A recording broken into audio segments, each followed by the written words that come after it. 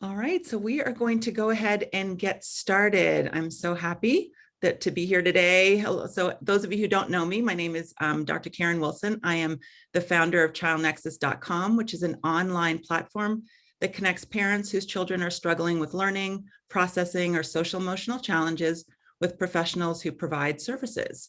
And if you want to learn more, you can go to childnexus.com and you can sign up for our email list and you'll get notified when we are offering events like today's webinar. And I'm so thrilled today to have with us Mark Berkman, who is the CEO of the Organization for Social Media Safety, and Dr. Amy Cranston, who's the Executive Director of the SocialEmotional Learning Alliance for California.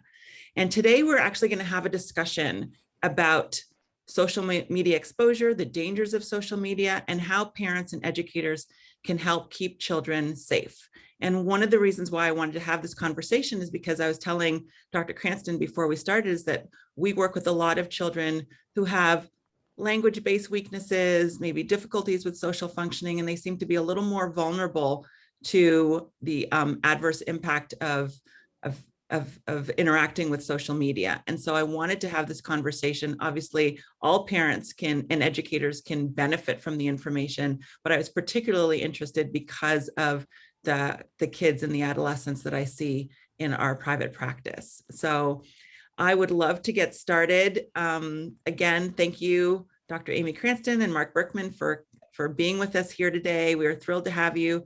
I have some questions for both of you, and I would love it for anyone who is on the call, if you have questions, to go ahead and put your questions in the Q&A or the chat, and I will read them to our panelists after we get through this initial discussion. Does that sound good to everyone?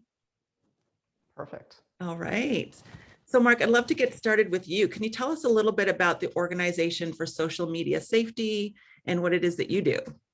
Of course. So the Organization for Social Media Safety is the first and only, to our knowledge, consumer protection organization focused exclusively on social media. So our job is to protect against all social media related dangers, from cyberbullying to human trafficking to sexual harassment to hate speech. And sadly, I could keep going on for the entire time here. There's a long list of dangers. We do that through a comprehensive consumer protection oriented model. So that means we have 3 different departments. One is advocacy. So we work on public policies to enhance social media safety. We do work on technology development. So we work on software and apps that provide real-time protection against any and all of those dangers. And we do education. So we work around the country and now internationally actually as well with educators, parents, and students to teach essential social media safety skills. So important, especially now where so many students had increased access to devices and social media. And I think that now is that transition period for many students where they're getting phones or iPads or getting their first social media accounts as a graduation gift for school. And so I think that having them be ready to use that device and access those social media accounts safely is so important right now. Exactly. And we're coming out of course, a year and a half of pandemic where children have been isolated, not necessarily practicing social emotional skills, which Dr. Cranston will get into. So we're very concerned about what this landscape is going to look like come the beginning of the next school year, with a lot of these dangers that we're working on, particularly cyberbullying and self-harm, to name 2 of our top concerns that are related to social media use. Absolutely. And that actually is a great segue into Dr. Cranston. I mean, can you tell us a little bit about SocialEmotional Learning Alliance for California? I'd love to. And thank you for having me, Dr. Wilson. And Mark and I know each other. We've collaborated over the past few years. So there's definitely a lot of intersection here that we'll talk about. But SEL for California, the SocialEmotional Learning Alliance, is a nonprofit.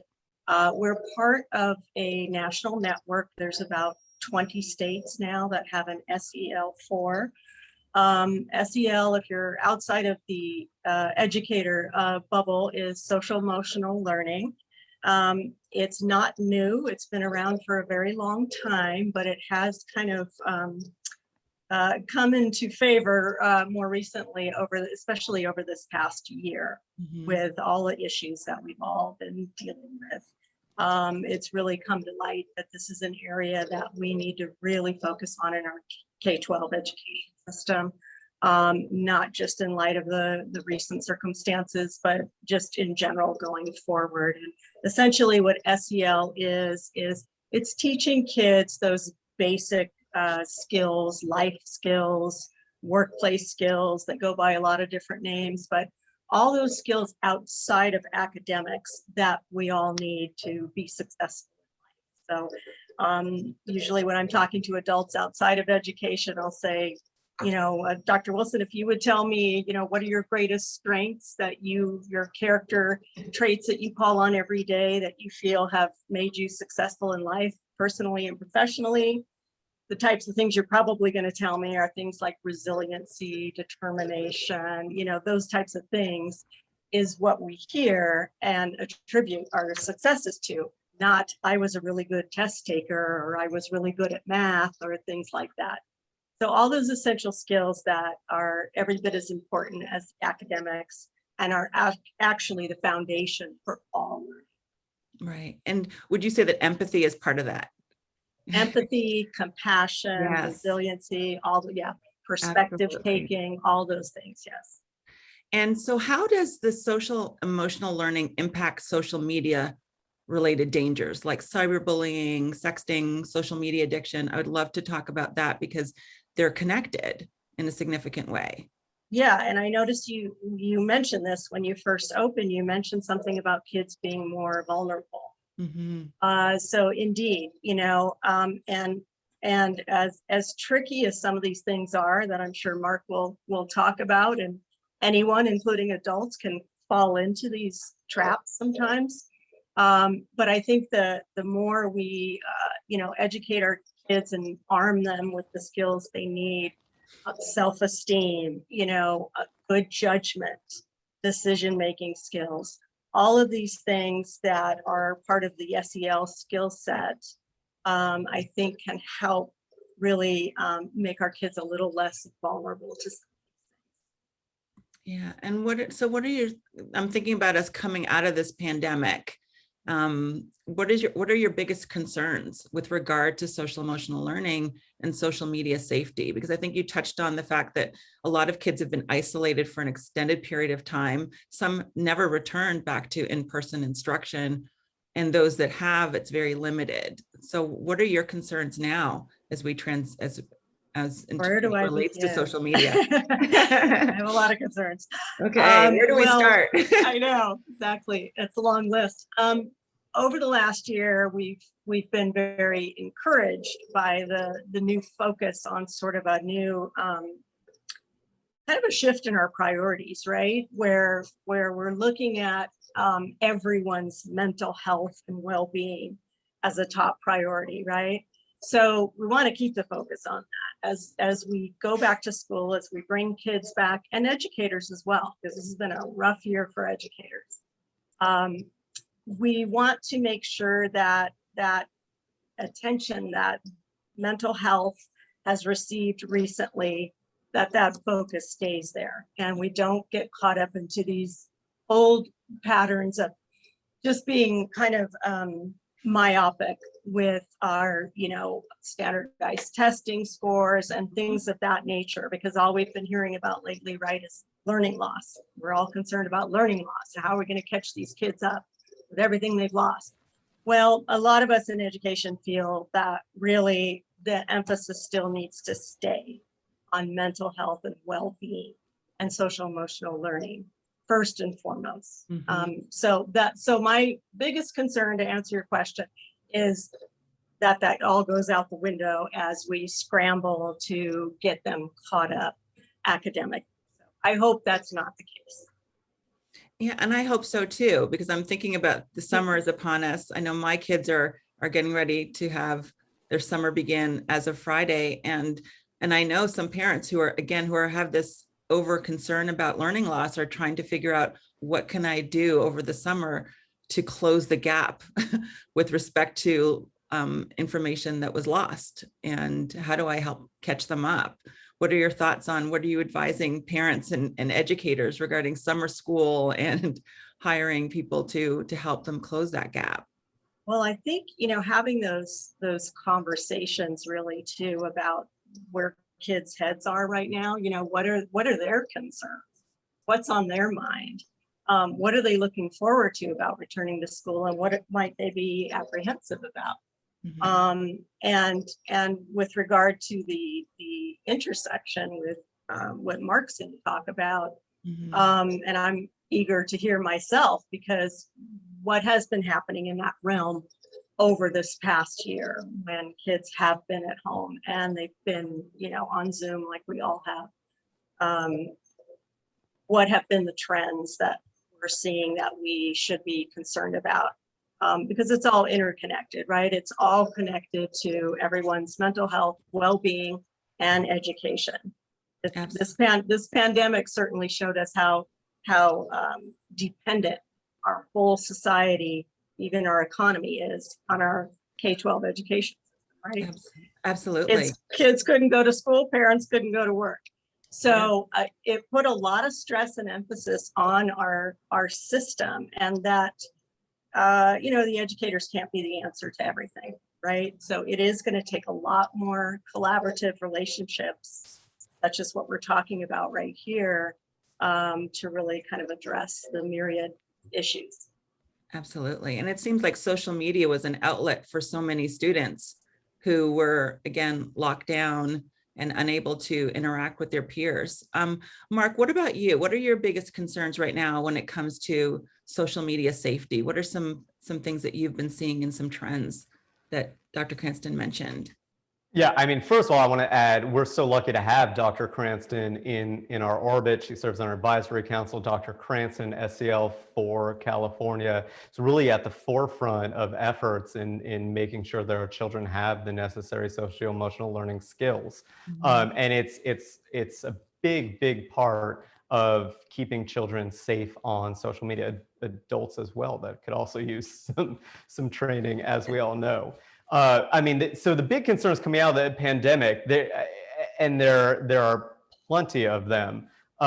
We think across the board, the dangers that we work on have increased in both terms of occurrence and severity. Cyberbullying, there's been an initial study, just one right now. We're in a bit of a statistical black hole, of course. But one study done indicated that cyberbullying during the stay-at-home orders had increased on the magnitude of 70%.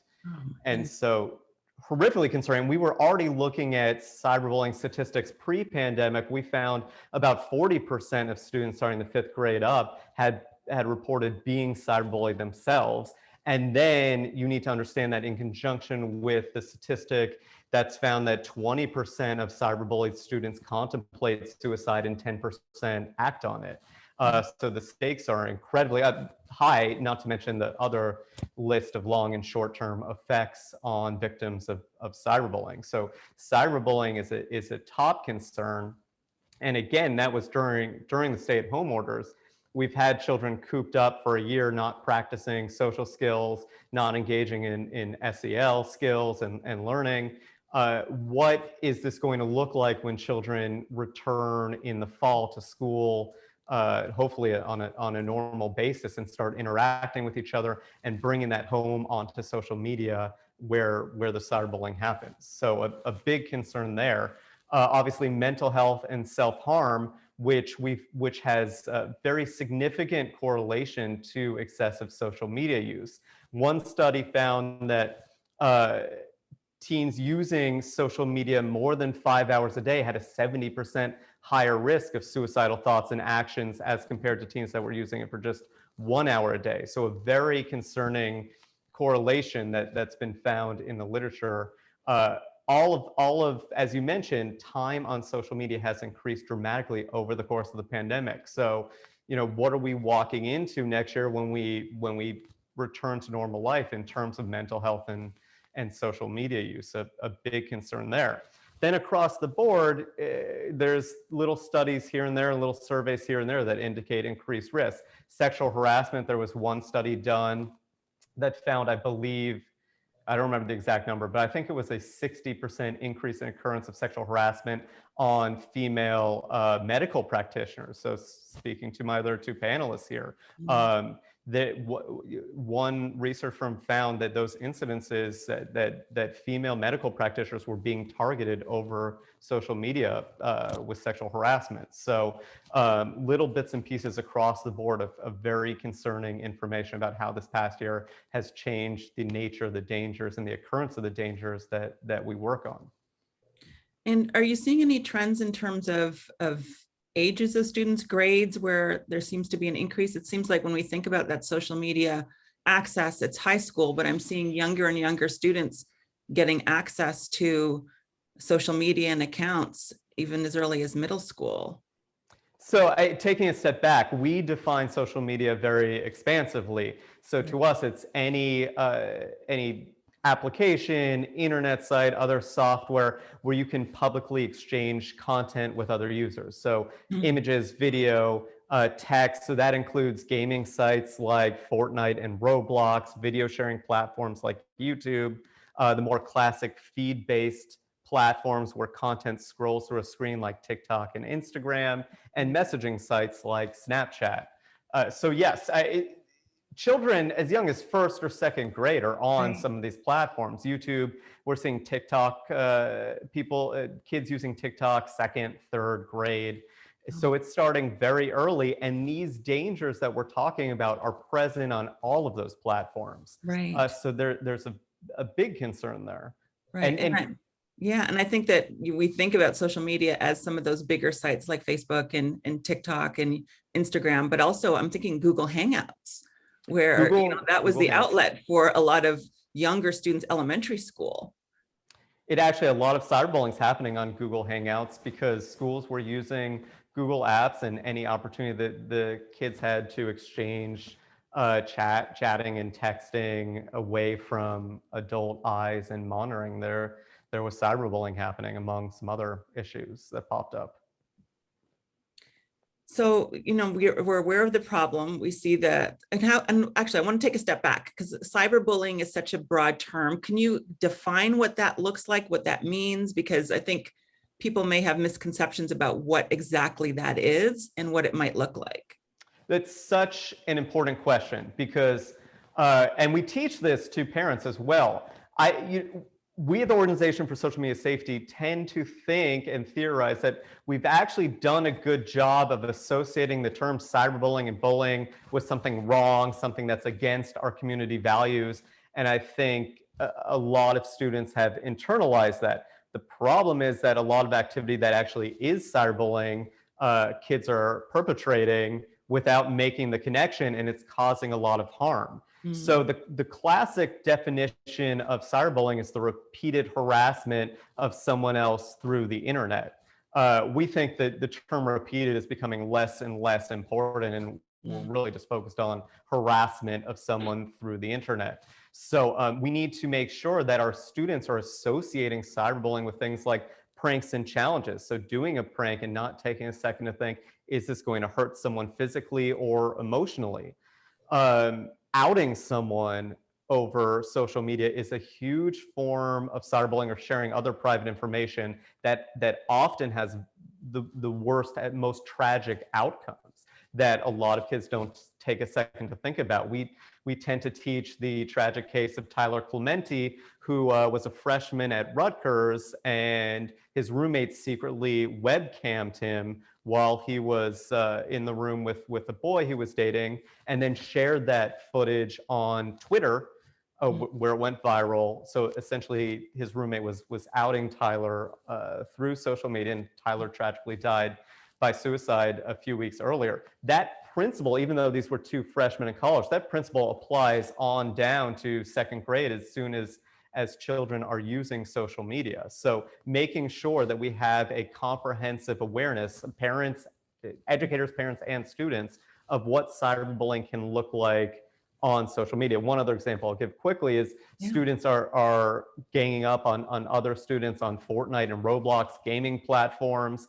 They're, again, imagine spending 4 to 5 hours a day on these platforms. They're your social outlet. They're how you're spending time. It's easy for an adult to say, well, they're just playing a game or ganging up and part of the game. This is actually becoming a more and more common form of cyberbullying. Mm. And those are things that people probably wouldn't think about as a place where that could occur, because like you said, they're just going and playing games, and yet this can occur there as well. Exactly. So what I started to say was that, we have these concerns. We know what the dangers are. You talked about the link between mental health and cyberbullying, social media exposure, and mental health, that connection as well.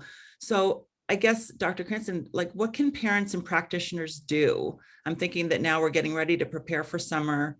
And again, there's going to be an increase in access to social media because they won't have school work to do, a lot of students. But so what can students, should we be preparing students to do? And more importantly, what can parents and practitioners do over the summer to enhance or accelerate social emotional learning for students?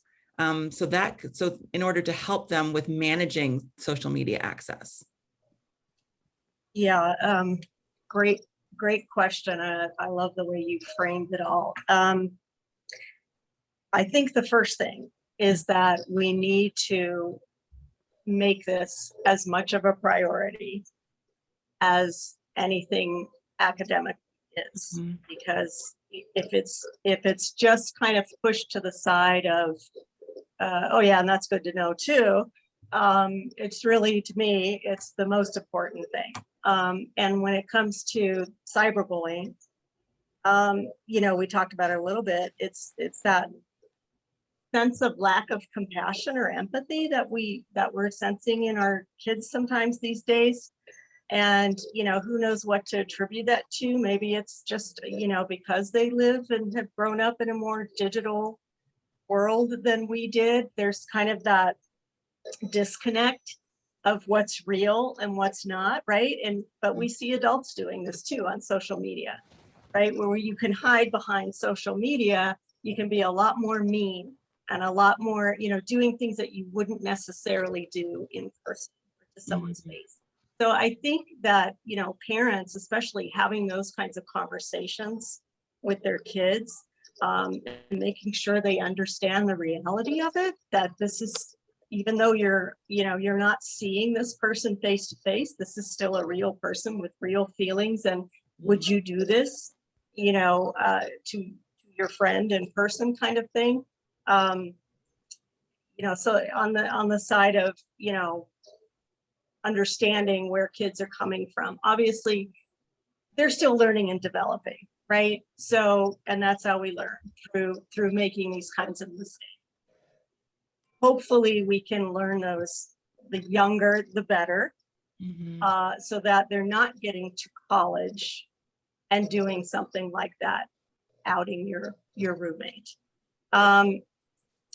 If we can instill these types of realities in kids, the younger the better, but all the way up through their development, right? As you know, what is it, 25 before the frontal lobe is fully developed, right? Mid-20s, that's correct. Yes. So if you keep that in mind, it's like when you ask a kid, why did you do that? Why did you do such a thing? And they go, I don't know. Because they don't know, those things have not exactly fully developed yet. So I think, some things we take for granted, we need to not take them for granted, because it's not instinct, it's learned. So we have to teach it. Right. And I guess the question is, how do you, and what do you prioritize? Because it seems like social emotional learning is such a huge umbrella term. And a lot of parents might not know even where to start with regard to building those skills.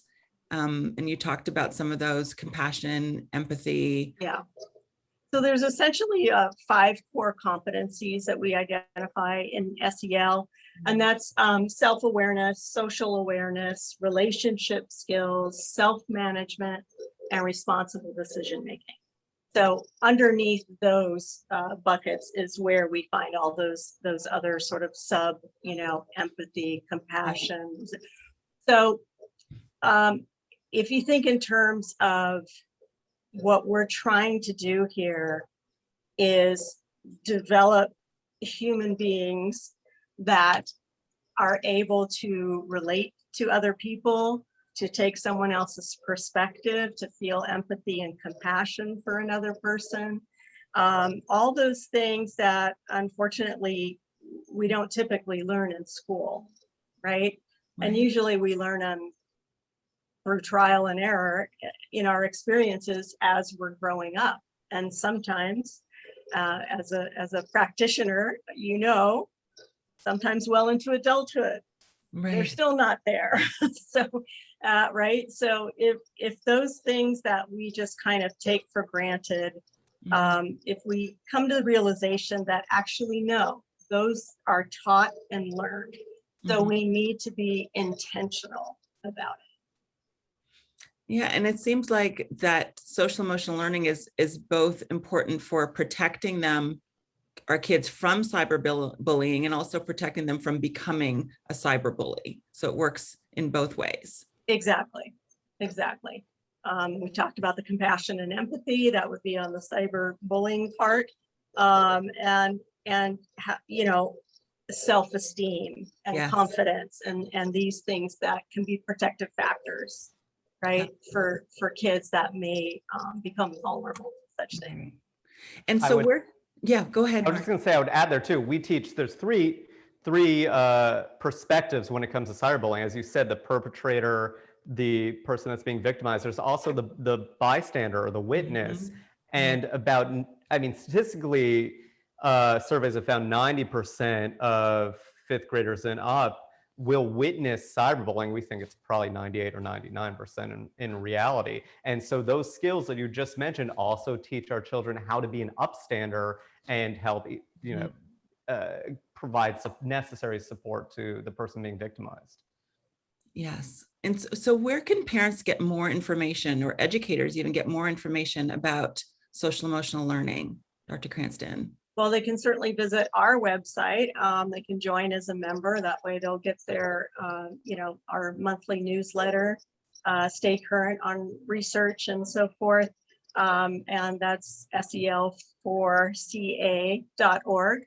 Another great site to visit is the CASEL.org, CASEL. And that is the Collaborative for Academic and Social Emotional Learning. Okay, wonderful. And for those of people who are on the call or listening to the re-recording, we will put that information in an email and send it out to everyone. So everyone will get access to those links. Wonderful, thank you. Mark, what are your tips for parents when it comes to protecting our children from social media? Of course. So we realized early on in this work a few years ago that because social media is new, parents, practitioners, educators did not grow up with it. It was confusing to us. And we did not know how to keep our kids safe on social media. Most of us still don't, again, because it's confusing. And so we found that people were going to the internet and hunting and pecking for a tip here, or a tip there, or going to the parent or the practitioner rumor mill and getting another one-off tip here and there. So what this is, when we talk about social media safety, it's for the most part preventative safety, and that means having a comprehensive system at your hands. When you go on a flight, your pilot has a checklist organized ahead of time by experts that they go through one at a time to make sure you're having a safe flight. So we created a system for parents to use to maximize safety for their children when they're using social media. And we want parents and practitioners as well to think about these three components. The first one, as we've been alluding to, are these social media safety conversations. Talking to your children about social media safety with two goals in mind. One is raising awareness around these various dangers. So we may have heard about cyberbullying, but a lot of parents and students may not be aware of social media related body dysmorphia or eating disorder issues, or how human trafficking is working on social media. And then two, very linked to this, to the discussion about SEL, is we want to instill values around social media use and these various dangers, so that when our children do encounter some of these dangers, they have better tools and skills to react. If our children don't understand that sexual harassment is wrong, they're far more likely to be victimized by it or perpetrate it. So the conversation piece, very important. Then our social media safety rules, what we want our children to do either every time they're using social media or every time they come across a certain issue. So having that preferably written out somewhere in your home, or if you're a school, putting out what your policies are in a very clear way so that students know them and can follow them every time. And then lastly, the important third component is calibrating the settings on our children's devices and apps. So making sure they're at the most appropriate safety level for our child. So that means setting up healthy time limits for our children on social media platforms. So if you say you want your child using them no more than 2 hours a day, for example, you set those time limits. You can do them on iOS, you can do them on Android. They will kick in automatically, meaning you don't have to hover over your child's shoulder, take the device away, which increases parent-child conflict.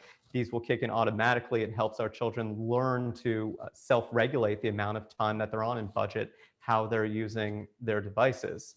Also content filtering and other settings that we need to be setting when we use social media. So those three together are what we want everyone thinking about when children and students enter this world of social media. For every new social media app that they get, think about these three. They're all available, by the way. We have our comprehensive checklist of conversations, a full rules template, and a tutorial of how to set up those settings, all available for free on our website at ofsms.org. Okay. And again, we'll put a link in the email that we send to everyone as well. And so what are your thoughts about limiting just access to social media in general? Is there an age? And I don't know if Dr. Cranston or Mark, you could answer this question, because some parents are probably saying, I know some parents who say my child will not have access to any social media at all. Other parents have limited the access. And how much should parents be looking at what their children are doing? When does privacy start? Or is there such a thing as privacy? Yeah, it's such a difficult question, and it would be easier for us if I said, wait till 8, or some of the other campaigns out there are 13 or 14. The problem is that all the platforms have different degrees of dangers in them, and they're different for different levels, developmental levels. And the big issue and concern and trade-off that parents are dealing with across the world really is that this race to the bottom when it comes to social media platforms. So if my child is in the 4th grade and any parent, 4th grader, 5th grader, 3rd grader has seen this, one child gets on, say, TikTok, 2 weeks later, the entire class is on it, because this is a social medium. And especially over the pandemic, this is how they're building and maintaining their friendships and their relationships. And so if you decide that your child may not actually be ready for that platform and you restrict it, there is a real social trade-off there that we have to recognize, parents and students are confronting. So unfortunately, there's no one answer to what age children should get on social media. It's all these different factors that parents have to contend with, often putting parents in a lose-lose situation and their children, of course, in terms of safety. One of our preferred interventions here is to work at the school level with the school administration and the Parent-Teacher Association, and set up what we call community guidelines for the whole school community. So setting specific ages of entry onto the various platforms, so all the families are on the same page, preventing this race to the bottom and turning it more into a win-win for everyone. That sounds like a really great approach. because then everybody's on the same page, and you don't have, again, that few children who are having access to those social media accounts, and then everybody else wanting to get on as well. And then there's that pressure, that peer pressure. And again, the social fallout of not being part of that experience for so many students. Which is very real, because there's absolutely peer pressure there, but we've been trained, I mean, growing up in the 70s and the 80s, some of us, we've been trained that, you know, children should be taught to override peer pressure, but we want to make sure that parents and educators understand that if a child is not on a platform that every single other child in 5th or 6th grade is on, they're missing out on social interaction. So it is a real detriment and loss to the child that needs to be weighed in making these decisions. Right. And that brings us back to the conversation, that piece about having a conversation with your child about, you know, why they want to be on this particular platform, and having that information when you're making those decisions. Exactly. Those conversations are so important. And if you made the decision to let them on, then at least do everything you can to maximize that safety. Right. And so my other question is, you know, regarding particularly young children, and parents have said that they are going to be able to have access to their children's accounts and be able to see what it is that is being posted, what is being shared. What are your thoughts on that? And again, that issue of privacy for particularly the older students. Yeah, I mean, there obviously, I want to hear what Dr. Cranston has to say in the SEL component, because there is an SEL component to this conversation too. But in terms of monitoring, so what we recommend, we tend to recommend a software, or we do recommend a software called Bark, B-A-R-K, like the sound a dog makes. It's really it's an easy recommendation for us because it's the most comprehensive when it comes to social media. So what Bark does is it will analyze your child's social media content, or the content that goes through their platform, and send the parent alerts when harmful content appears. So you're not getting every piece of information. So there's still some level of privacy for the child, but you're being alerted when you need to intervene. So it is an effective solution there, both in terms of safety and maintaining some level of privacy. We really want parents of children that have certain risk factors to strongly consider Bark. So that means if your child has been a victim of cyberbullying, perpetrated cyberbullying, broken your family's social media safety rules, behavioral issues, academic issues, there's a longer list, but you really want to consider Bark or some other third-party safety software at that point. And I do want to highlight, actually, I didn't say this at the top when you asked about dangers we're concerned about, but there is a strongly evolving and rapidly growing danger, particularly over the course of the past year, that's come onto the scene, which is substance abuse. And some people watching may have seen the story with Dr. Laura Berman, who's a nationally renowned therapist on the Oprah show and other TV outlets. And her 16-year-old son, Sammy, was on Snapchat during the pandemic, like so many other 16-year-olds, and was able to connect with a drug dealer. And you get a drug menu typically, and they come and they deliver the drugs to your house like ordering a pizza. So statistically, pre-pandemic, about a quarter of teens had said that they had seen drugs advertised for sale on social media. We're, again, in a statistical black hole, but we believe that's probably tripled or more over the course of the pandemic. And unfortunately, now these drugs are being, I didn't finish that story, but Sammy got Xanax basically delivered to him, and it was poisoned with fentanyl, which again is completely exploded over the past year. Dealers are doing that because it increases the addictiveness of the drug that they're selling to someone. Unfortunately, a few grains of salt and it becomes lethal. And so Sammy tragically passed away from being poisoned by fentanyl. And so my point in terms of monitoring software, Sammy had a very light history of cannabis use that his parents were aware of and had been monitoring. But again, all of his friends, all the people in his grade at 16 were using Snapchat. Snapchat blocks the ability of some third-party safety software providers to access them, like Bark. So that's something we're working on at the congressional level to open up all platforms. But my point is, if your child has a risk factor like previous substance abuse, you want that third-party software on, because this is a growing risk. Right. And it's, having that history of substance use is a risk, but there are also a lot of social emotional risks. Students who are at increased risk who have experienced depression, experienced anxiety, untreated ADHD, those are also individuals who are at greater risk for using substances. And so that is something to be mindful of as well, because I would never have even thought about having acts of social media putting individuals at increased risk for having access to substances. Yep, most people are not now. Again, this is a risk that's blown up over the past months. And so most people are not aware that now you could go on to these platforms and get drugs delivered. And it took us, the Organization for Social Media Safety, about 3 minutes to pull up a drug menu from someone. And so it's widely available. People are not aware of it, and people are not also aware of this issue with fentanyl poisoning as well.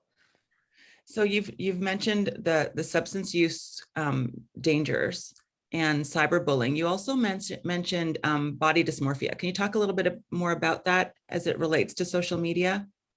Body dysmorphia actually is good to talk about in conjunction as well with hate speech and extremist ideology, because actually the dynamics, some dynamics on social media work in the same way to push people along the spectrum of having disordered eating issues and body image issues, and along the spectrum of extremist ideology. So there's two dynamics at work between that work on both of these dangers. So one is called the silo effect. So on social media, it's very easy to group yourself around like-minded individuals. So if you have an inclination towards self-esteem issues, disordered eating, you can actually group yourself into groups of people that will promote dangerous diets and health regimens. There's hashtags called pro-ana sites or thinspiration sites. So you have young adults that are spending 4 to 6 hours a day on social media with these people. Same thing with extremism. Any inclination towards hate and extremism, you can do that same grouping. So you get the silo effect, one, and then two, these people just all feed each other social legitimacy and social approval for these dangerous and hate-filled beliefs and philosophies. So they're spreading misinformation. So fake scientific articles on how starvation is healthy or unhealthy exercise regimens, and racist manifestos. So just these two dynamics working together push people along the spectrum of danger and hate. The other piece in terms of body image issues is we have plenty of teens that are spending 4+ hours a day on TikTok and Instagram and scrolling through feeds where images have either been curated or edited. So they're getting unrealistic, distorted images of what perceptions of what beauty is. We used to have magazines, of course, when we grew up that were edited and airbrushed, but we weren't on those magazines for 4 to 5 hours a day. They didn't involve our peers as well. And so that's distorting healthy images of beauty and health itself and well-being. And so I'm brought back to the question about what educators and mental health practitioners can do to protect, children and adolescents. And it seems like it comes back to, again, that initial conversation and forming communities that support healthy habits. Absolutely. Yes. I mean, when you hear Mark, it just, every time I hear him speak, I learn something new and something that scares me even more. Yes, absolutely. Absolutely. But, what was going through my head when he was talking was, and this is what kids are coming to school with, right? Mm-hmm. All of this stuff they're bombarded with, and they're dealing with their issues. There's always been issues, especially in adolescence, right? That we all had, but look at it now, how compounded it is. And it's 24/7. So there's no escape from it, right? And it's not realistic to say this, you're just not going to have this. So we do have to just learn to work with it in healthy ways and give them the skills and the judgment they need to be safe. So on the side of education, Mhm. teachers today are getting a lot more instruction and professional development in terms of trauma-informed teaching practices, ACEs, adverse childhood experiences. So being able to recognize and identify beyond just the universal social emotional skills that all kids and adults, everyone needs, teachers are being trained more to recognize sort of the red flags of when a child might be more vulnerable, when a child might need more in the way of mental health support. So that's something that we're seeing more of, where there's more of a collaboration between the educators and the mental health practitioners and the school counselors and psychologists, social workers. All of those things are starting to realize that they need to be merged and connected, and everyone needs to be working together along with parents. You know, because again, it's going to take everyone. There's not a simple answer to any of this, and it's certainly not going to be resolved, you know, only in one aspect of our society. Absolutely. And it's not going to be just one conversation or one, you know, class instruction in one classroom. It's going to take, you know, continued efforts on a number of fronts to address the issue. It's ongoing because children change. They get access to different platforms. Their brains are developing. They have different kinds of experiences in their lives, on social media, in using the different platforms. And so it's an ongoing discussion, and you're continuing to build, it seems, those social and emotional skills so that they're prepared to protect themselves and their peers. When you talked about upstanders and bystanders, it's important. That's an important part of the instruction as well. Yeah, Definitely. I don't want to Go talk about Dr. Grass. I No, was just go going ahead, to Mark. say, it's not evidence-based, but we teach, so this conversation's part of the safety here, which obviously is all kind of at the foundation of SEL and how our children receive those conversations. But we teach Malcolm Gladwell's 10,000 hours, that parents should think of it like that. 10,000 hours to become an expert. Think of 10,000 hours in conversations to instill these values over time. So we're not necessarily parenting for today. We're parenting the long-term safety. Our kids will make mistakes, but it's the repetition of these conversations over and over again to continue to increase safety. Absolutely. And it seems like that's a great tip for parents, is to continue to have these conversations over and over again. Yeah, you can't instill a value in the one conversation. No, absolutely not. Plus, in Mark's realm too, it's ever evolving, right? The new stuff to learn all the time. And I think for all of us, just teaching that sort of mindset of being lifelong learners is essential. Right. And those collaborations are key too. The parents collaborating with educators and mental health practitioners to make sure that students who need mental health support have it. And again, that also becomes an access issue to make sure that students who need help with self-esteem, depression, anxiety, you talked about trauma, that they get the support that they need in order to process what it is that they're experiencing. Right. And it's universal, you know, it's not something that, well, we better do it for this group of kids, or this group of kids are going to need it. Everyone needs it. And, you know, everyone needs that foundation to work from, and everyone needs that, that ongoing ability to learn and grow and develop and adapt. Right. And I'm looking at the time. I cannot believe the time has gone by so quickly. This is just such a great conversation. And again, I agree with Dr. Cranston that, Mark, you're sharing some information that, you know, that I wasn't aware of, and it's going to be helpful for me as a practitioner and as a parent kind of moving forward. So I appreciate you both being here, but I'd love to hear on the initiatives that you're both working on right now. And then I'd love to take questions from any of the attendees. So if anyone has questions, feel free to go ahead and put it in the Q&A or the chat, and I will get to it and I'll ask the question for you. For me to start, Mark? Sure. So, well, one initiative we have is called the Coalition for School Wellbeing. And that's where we've kind of crossed over like the private sector with the public sector. We find there's a lot of support out there from outside of education, outside of mental health, outside of sort of our realms right here in just, you know, private citizens, parents, community members, and even business owners and the entertainment industry as well, that all have a piqued interest more recently, I suppose, after this collective experience that we've all been through in addressing these issues and these needs and making that an ongoing priority and focus, particularly in our schools. So, so kind of the maybe non-traditional partnerships or collaborations or things you wouldn't think of, we're starting to see happen.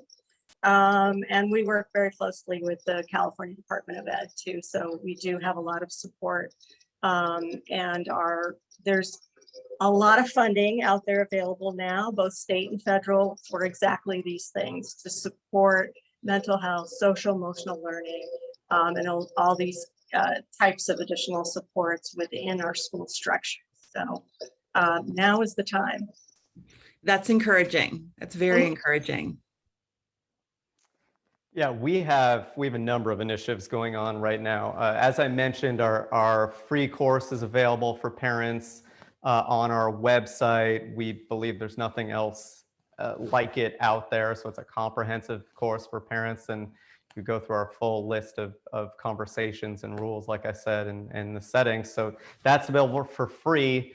We've also, on the education side, we've partnered with DARE as well. And so our educational content will be out in about 75 or up to 75% of school districts in the country, starting as soon as we can do assemblies again next year. So that's very exciting. We're going to have a very big reach there in terms of teaching essential social media safety skills.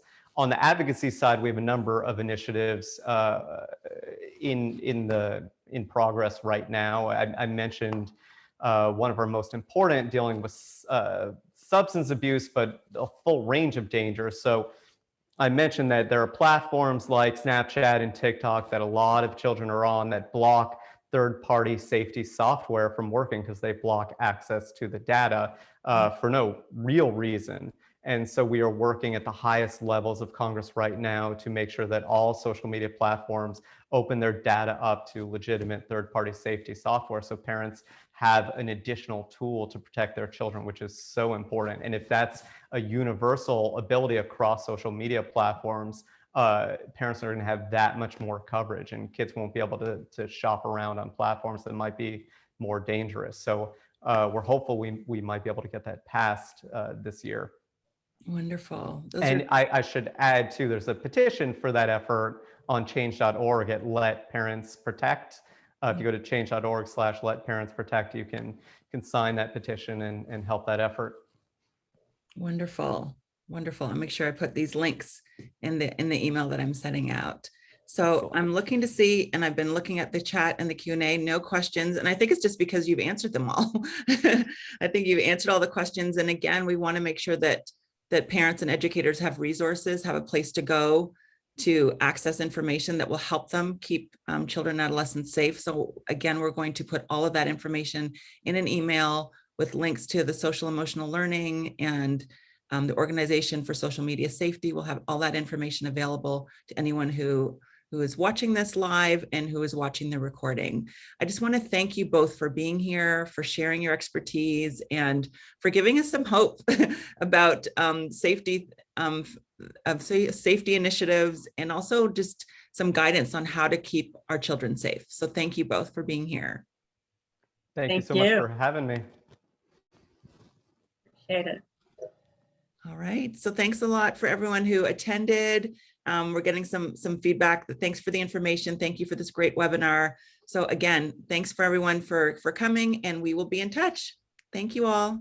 Thank you. Bye. Bye.